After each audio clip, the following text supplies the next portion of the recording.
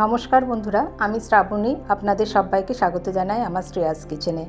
আজকের পর্বে আমি নিয়ে এসেছি এমন একটি রেসিপি যা ভাতের সাথেও খাওয়া যায়, আবার রুটির সাথেও খাওয়া যায়।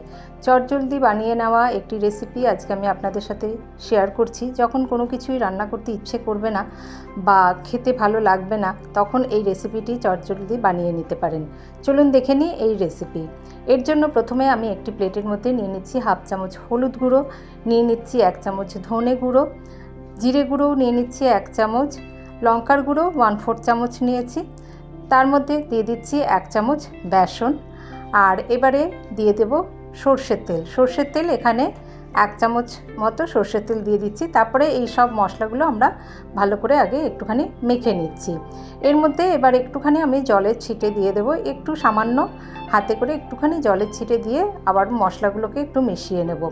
এবারে আমরা নিচ্ছি বেগুন নিচ্ছি। বেগুনটাকে একটু পাতলা পাতলা করে গোল গোল করে কেটে নিয়েছি।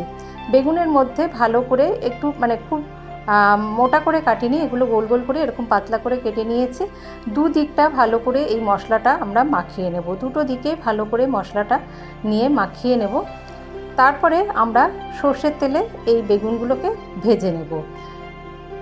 ফ্রাইং প্যানে আমি 2 টেবিল স্পুন সর্ষের তেল দিয়েছি। এই সর্ষের তেলের মধ্যেই বেগুনগুলোকে মিডিয়াম টু হাই ফ্লেমে রেখে দুটো দিক উল্টে পাল্টে নিয়ে ভেজে নেব। একদম যেরকম বেগুন ভাজা আমরা করি সেইভাবে, একদম মশলাদার বেগুন ভাজা এটা হয়ে যায়। এইভাবে আমরা বেগুনগুলোকে ভেজে নেব। দেখুন এই রং ধরে আসবে, সেই সময় অবধি ভেজে নিয়ে তুলে নিচ্ছি। তারপরে আমি আরও একটু তেল অ্যাড করে দেবো, এই যে এরকম একদম লালচে করে ভেজে নিয়ে তুলে নেব। তারপরে এর মধ্যে আরও একটুখানি সর্ষের তেল অ্যাড করে দিচ্ছি। ওই বেগুনের এইটা আরেকটু হবে, সেই জন্য ওটাকে একটুখানি রেখেছি, আর সাইড দিয়ে আরেকটু তেল অ্যাড করে দিচ্ছি। দিয়ে বাকি বেগুনের পিসগুলোকেও আমরা ভেজে নেব। খুব সহজেই হয়ে যায় এটা। যখন একটু মাঝে মাঝে ঘুরিয়ে ফিরিয়ে মুখের স্বাদ বদলাতে, অন্যরকম রেসিপি ট্রাই করতে ইচ্ছা করে, তখন বানিয়ে নিতে পারেন। একদম চটজলদি বানানো হয়ে যায়। যে সকল বন্ধুরা আমার পাশে আছেন তাদের জানাই অসংখ্য ধন্যবাদ। এখানে দেখুন আমি 1 চামচ দই নিয়েছি।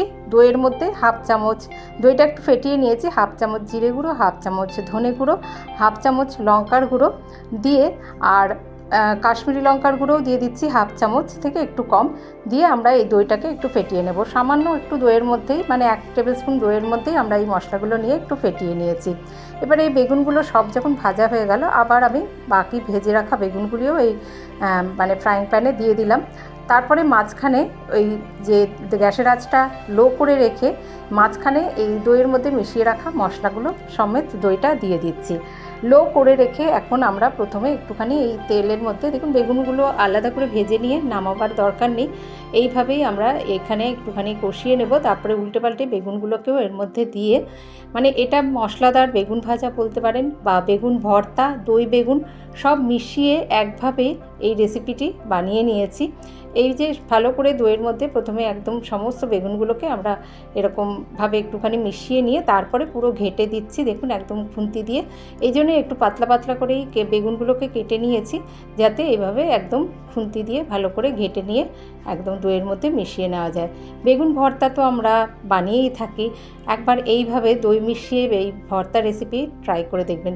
এখানে সামান্য একটু জল দিলাম এই কারণেই যে বেগুনে আমি নুন দিতেই ভুলে গেছি, তাই অল্প একটু জল দিয়ে দিলাম, দিয়ে একটুখানি ওই বাটি ধুয়ে সামান্য একটু জল দিয়ে দিলাম, আর আন্দাজ মতো নুনটা দিয়ে দিচ্ছি। তারপরে সব আর একটু ভালো করে মিশিয়ে নিচ্ছি। একদম দই বেগুন তো আমরা বানিয়েই থাকি, বেগুনের ভর্তাও বানাই, কিন্তু সব কিছু মিলিয়ে মিশিয়ে বেশ চটজলদি এই রেসিপিটি রুটির সাথেও ভালো লাগে, আবার ভাতের সাথেও কিন্তু ভালো লাগে। একদম শেষে একটা কাঁচা লঙ্কা এরকম ভেঙে দিয়ে দিলাম, আর একটু ধনেপাতা ছড়িয়ে দিলাম। তারপরে সব ভালো করে একটু মিশিয়ে নিলাম। এরপরে গরম গরম সার্ভ করে দিন বেগুনের এই চটপটা রেসিপিটি। খুব চটজলদি হয়ে যায়। একটু মুখে স্বাদ ফেরাতে অন্যরকম রেসিপি মাঝে মাঝে আমরা ট্রাই করে থাকি, সেই রকমই একটি চটজলদি বানানোর রেসিপি। আমি যদিও এটা ভাতের সাথে সার্ভ করেছি, আপনারা কিন্তু রুটির সাথেও বানিয়ে নিতে পারেন। আর আমাকে সাপোর্ট করতে চ্যানেলটিকে সাবস্ক্রাইব করার অনুরোধ রইল। ভালো থাকবেন সকলে, ধন্যবাদ।